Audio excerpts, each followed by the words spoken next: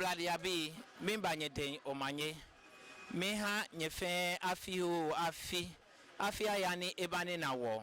Mene ashimeng, mene ashisowa, Nema sowa, Nama sowa, Mene Eji Aja yele yeligbi, ye Mashie no ye wo Omashie TV, Wanja Twingbe, ye Atukpai, Sengo Shiami, Nyaya wase, ni no fiano ne baya no, Wabanyele, Fe, Kashibeni, Wake Aja yele yelie, Baba Nagbe.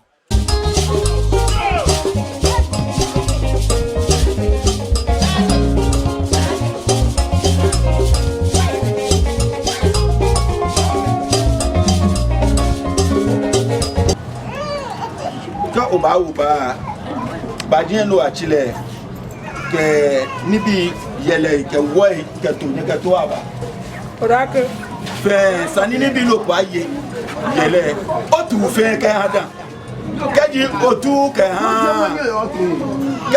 ke ha notation no ba fe kusun ale no ni o fe tu mo no to ke ha dia nso ake many o chame ake mene o yene ke gbujurone sani me ambana ni bi efe no obu ana iye to yaji enyo iye wo ke iye yele iye wo wulo iye danji ke wo ni bi sloti mi ba fe ne ke gbujurone ine ke gbujurone bebi e ke wa fe ne ke gbujurone eya ha wo pe shishia fe shia na fi o ne ke gbujurone mi aga yi omusu e shia na adake shia fe shia na gba e shia fe shia loko e shia wo ne ke gbujurone ke wo ye wo ke bua na gba fe ni o shia na wo ke jio ne ke harmony wo bebi e ka wo ni e ko me na ke ati on to e ko me na shwa ba un ka gbe na awon yen e ko ke sho shia ka le no be abala ke matan ko e ba shia be ko alo mo ko slot ko e ba futu mo mo e ye shia ko alo itogbo no ko e ba susu ne ke itogbo yin na e shia ne ke ba na wo ne ko ke sho na ka matan fe ro na ke ba asun yen ko ka gbe na yino bi ke bi abifa bi ke meni to na gba fe mo fi an ba ju ne ke ba ne ko je loko afi ona kan ibala ke wo ke fi o ejumo ya wo gbomoju ke wo susu ma fe ajaga adesa no one ni bi ni cho ni bi kepeto wodi ngwe adesa ba kwabo shi to ne yin abo ne kepo je na kan gbogbo ni ekwabo ni ba fe ito papa gbogbo ni ekwabo ni ba fe mi ni ito fon lo ba no ko ba duro ye tun agami ni o fon na gba fe na gba ni yo ogbomojo mi na gba fe na gba ne chi gbogbo e momo mi na gba fe na gba ni etesi ewogo na gba fe na gba no collection be fi e ko ya fe nu ba no ke yo ashina no ba na gba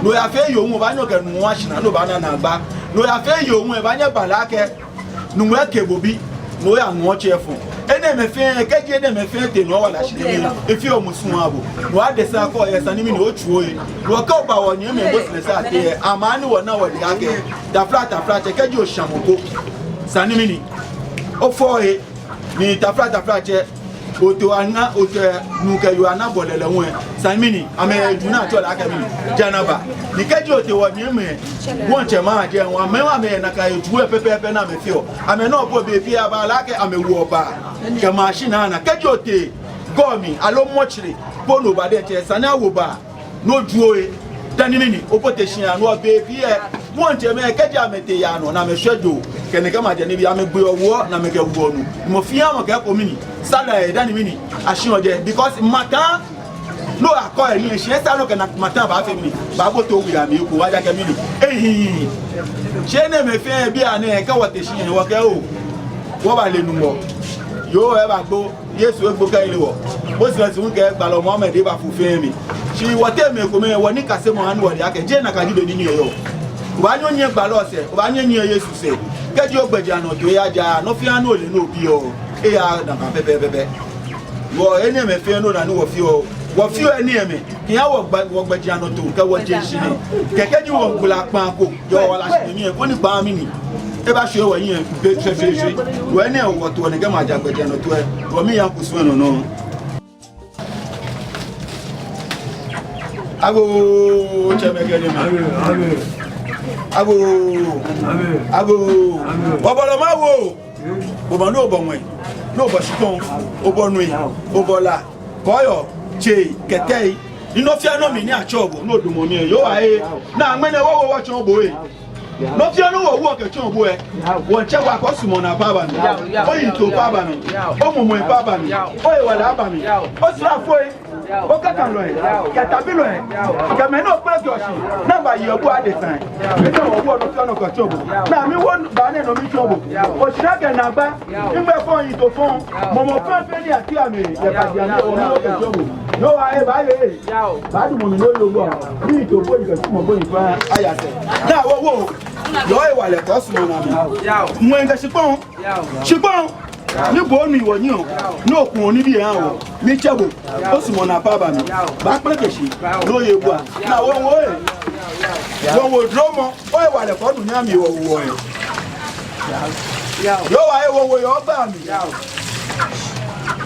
yo wa e wo yo sumo na o mo ko ko fa pe keshi na ya abaye bua ka ga jo mo na ba jo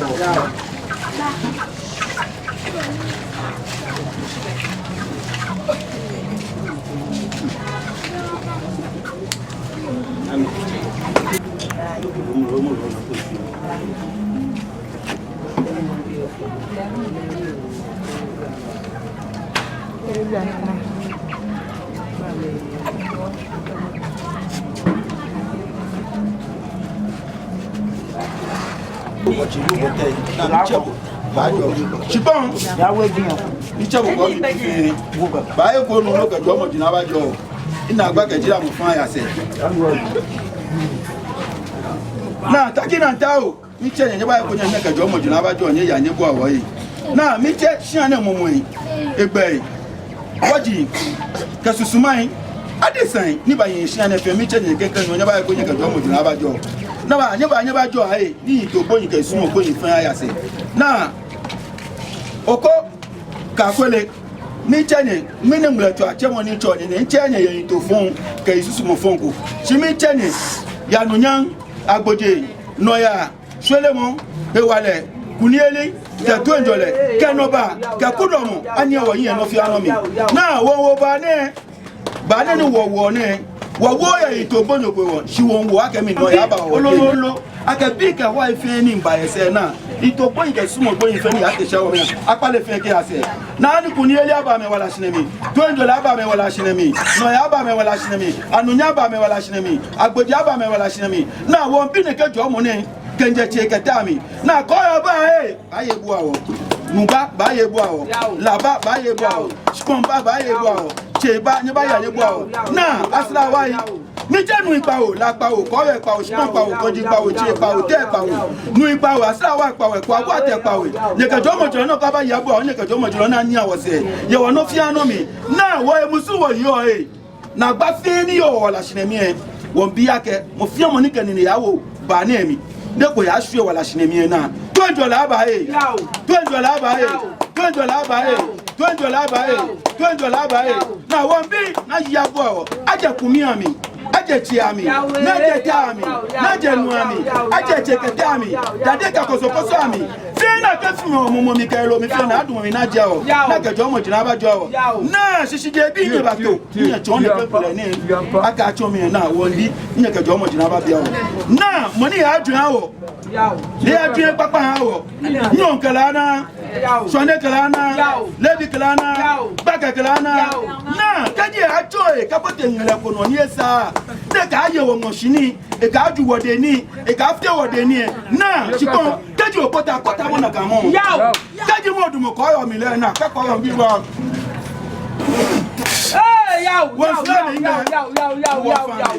Ni to papa, kenu ya papa, anunya, kaboje, anye wase. Ni e wale fe, kenu ba fe, ni wata wo, ni koni aba ba mi o. Ja, no ba nyaba. Na wo no ni wo. Akako ni wo mo, abote wo la shinemi. Woman in Yene is a capa your Lashinemi. If you any water, now get Jomo your dear, kept what you were little nothing woman. Kept our dear film woman. And in our film woman. No fear, no me, not can Momo bear, Momo when Yasha. Momo Capa was that day. Momo Capa was there. The family 1 year check a tammy. She spoke a Gojiami, got me. Me want to last one and another. Benny Hannah, no one went out with me, Mama Bawalash, Mama Bawalash, Mama Bawalash, Mama Bawalash. What kind of Jomo Koi? What kind of Nabako? The fear knew what you are. Money and Yabu. He's going to for my name. Adio, Charo Manyaba. Yao. What can you enjoy? Nuni awala Nuni Peleje Nuni Yongwe Nuni Joshipon Ne Tulio ni ade sanfin na Michel na Nuni fati onsuo no ne efe wala efe bia wala ho wala nyema wala woku wala na gbe fi egbe ni wona na ni wo yela ni wo mpi ni wona na ta o nu wonu na wo koja na wonu ekwo na chaba aba mi no fia no ni wa wonu nu ka fi o manje ka tonjo laba bibi ina gene ga jo mo jiro na jo to alo na Oye wa woi ke woto ni jina jeje wo ke che na ba ye kwa na ke klana ni afo ni ke mfo ni pa mo ga shop ni ya nye kwa ke mfo ni ya nye kwa o ke mfo no nye kwa anya wo tonjo la ba e wala wabio wala wabio wala wabio wala wabio wala wabio ima fon ka ito fonte ni dumo se ne aka ne kedi mfo efe adesan ne fe na ba na mo akala na won fo ya to njole mi yo abobo kolo sorry aka woka kolo ashan fole na kolo ni fo ne mi fo ni eni esusuma di esusuma bi anwumani am ngo kala ashan wa ya fole wo kala ye wo fen wo yemusu na gba kejira mo aya se ni to njole aba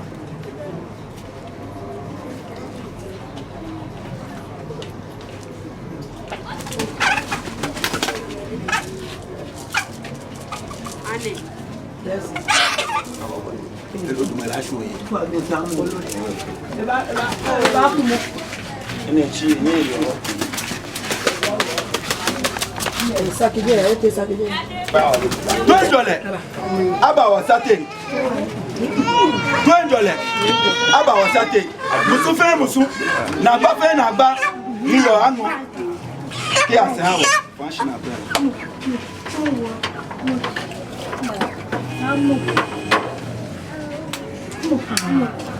Allo musuko ye allo jira moko ye ye won pa fa na du nya o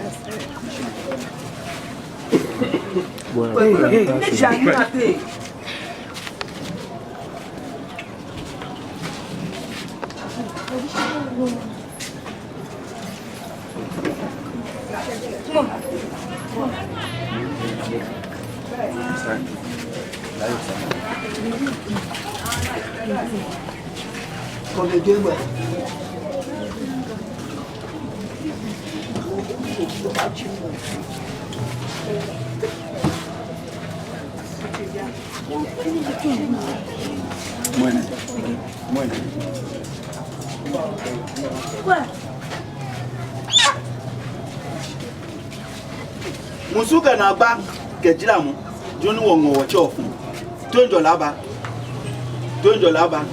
gato to moko ye ina gba ko ye wo biji wo anwa akewo biji wo anwa akewo wala jino ni wo ngo loko be itumo woche la ke nuji wala wo ngo ne ke wala na eko na bu wo to yi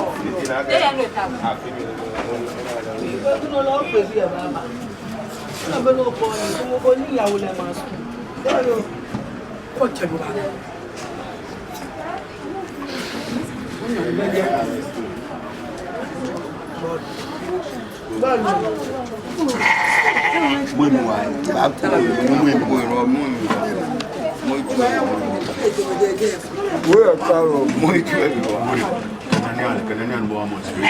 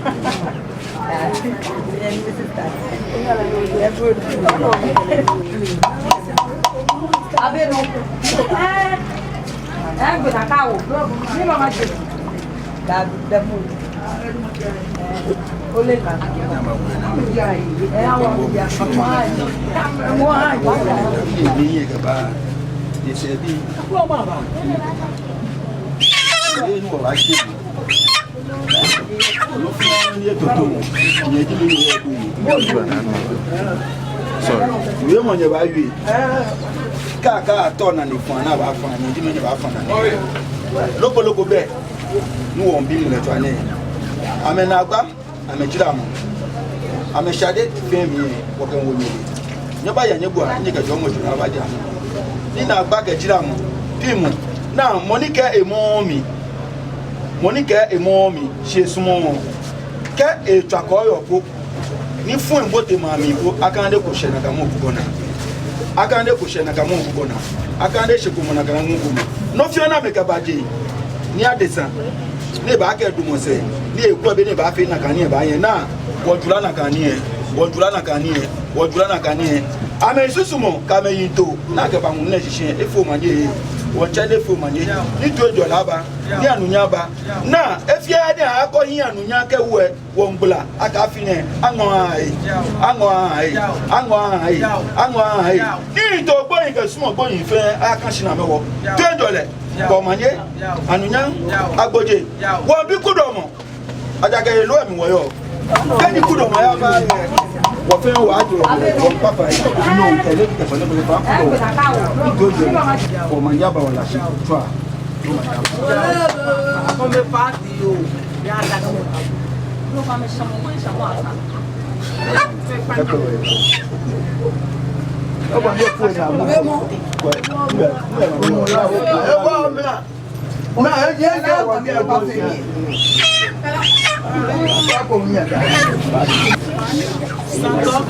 media café na me pa café camel me abushai live mola dino ni mo ayi wo fo ya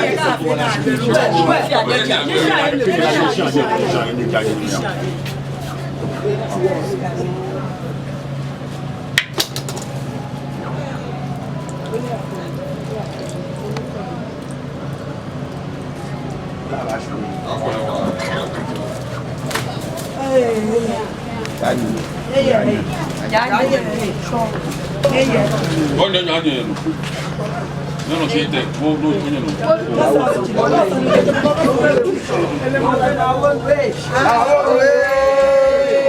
awowe Yesu yena ayo anga ayo papa Say didi aba ko se kati aba ko se kati aba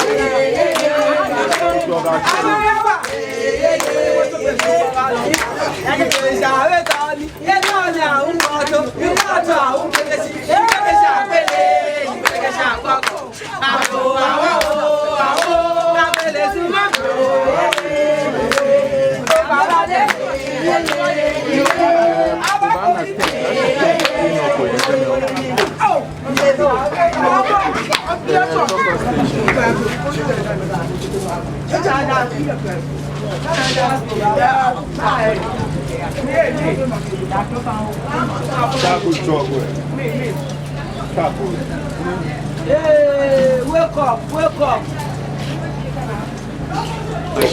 Hey, Sanga Toto. You can't pay my house after the Ghanaian. Hey, wake up. This one go back you go back. Let me go back you go back.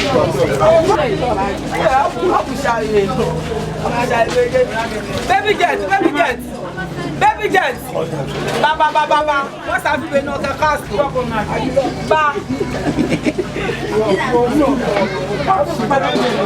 Baba, what's happening on the cast?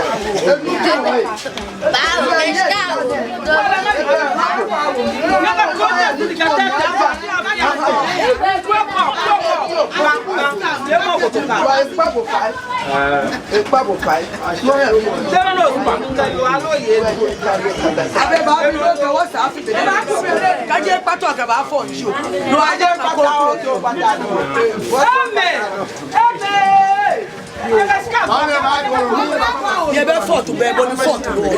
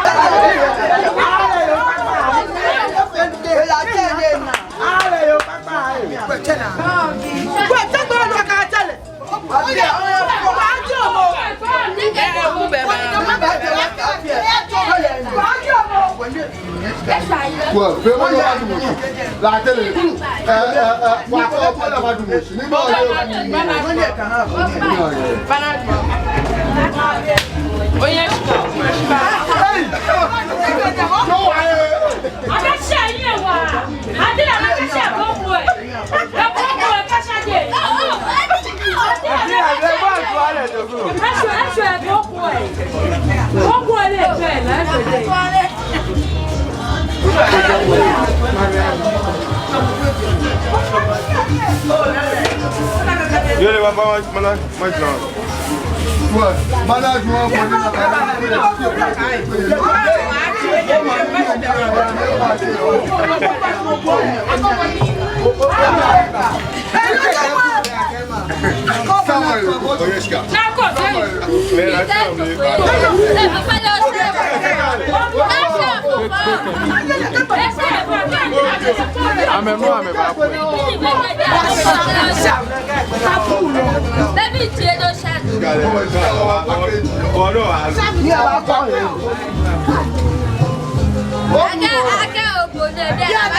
Kuku bagi agakada ya obokado ya obo. Abaga.